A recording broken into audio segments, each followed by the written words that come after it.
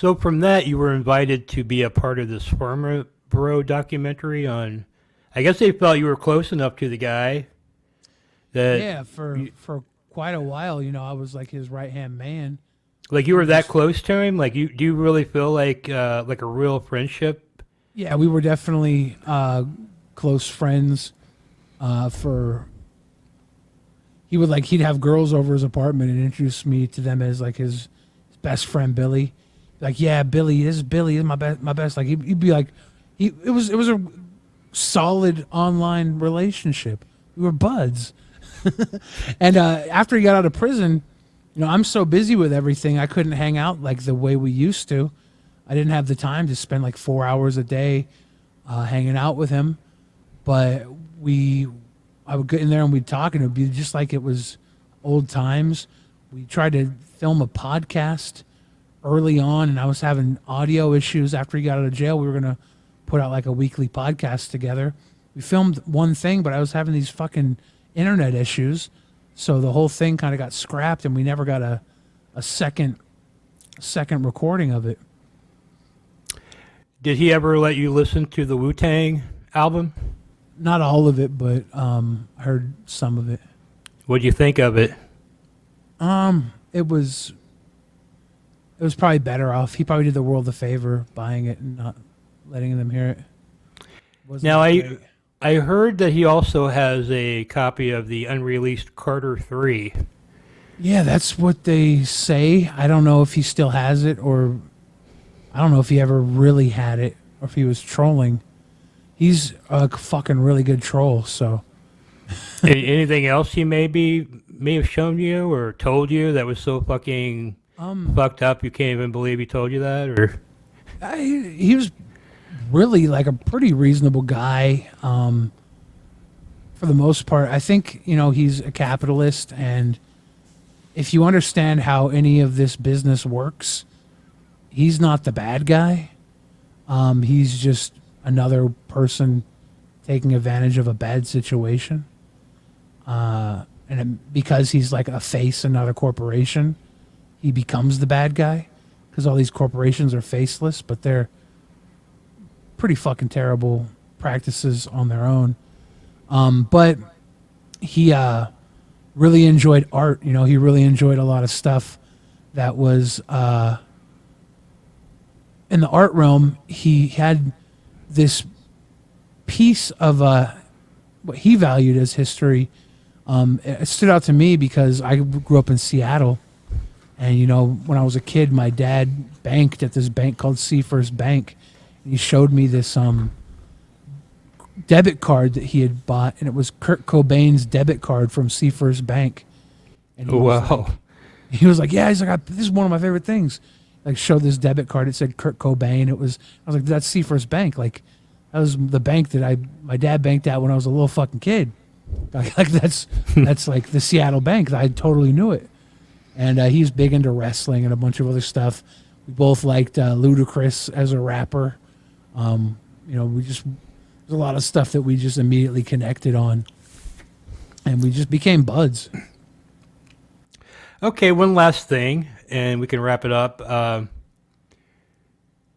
You were scheduled to do an internet or an internet boxing type of event. I think it got Yeah. postponed. Can you talk about that at all, or is that still So happening in any way? Or what I can talk about is that I don't look like I'm going to be on the card that originally was planned in Nashville. I'm training. I'm to continue training. Hopefully, we get me on something very soon.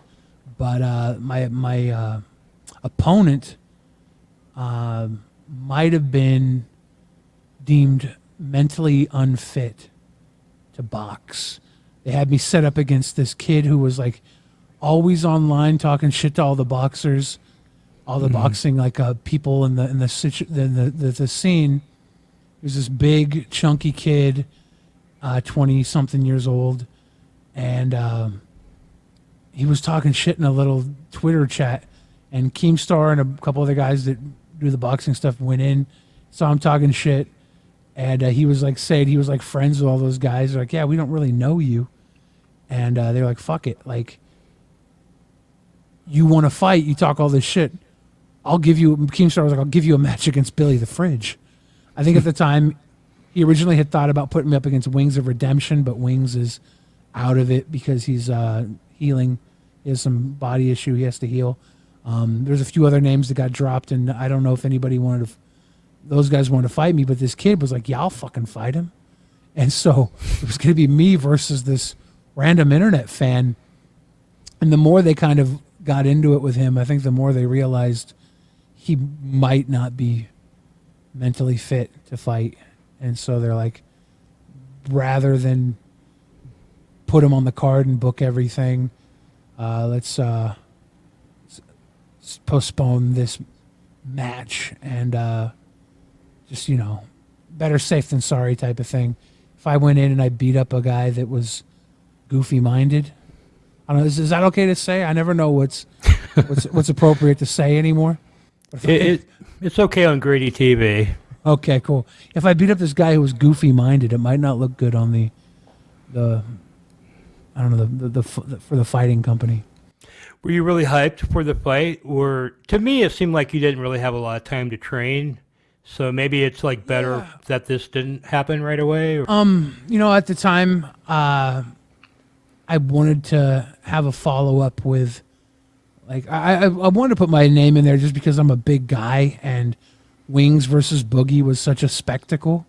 And I'm like, look, if you're looking for a big guy who has a bit of internet fame, I'll step in and fight like a Wings of Redemption type of person because I just like the representation, you know, the fat representation.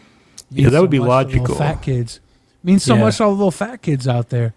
So I'm like, I'm here for representation. And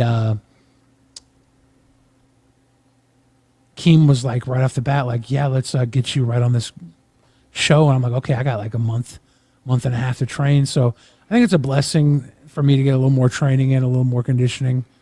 Just more time is a good thing. I would have done it either way. I really kind of wanted to do it to push myself further out of the comfort zone I've had since this accident. Everything's been so slow. And I'm like, if I just start training harder, if I have a reason to go hard, I'm not gonna slouch, you know. I'm gonna go all in until game day, and that was my motive for doing it, was just pushing myself a little extra hard with consequences. Okay, Billy the Fridge, thank you for joining me today on Grady TV. I really appreciate it. Hell yeah, glad to get one in with you, man. All right, have a good night. Good night.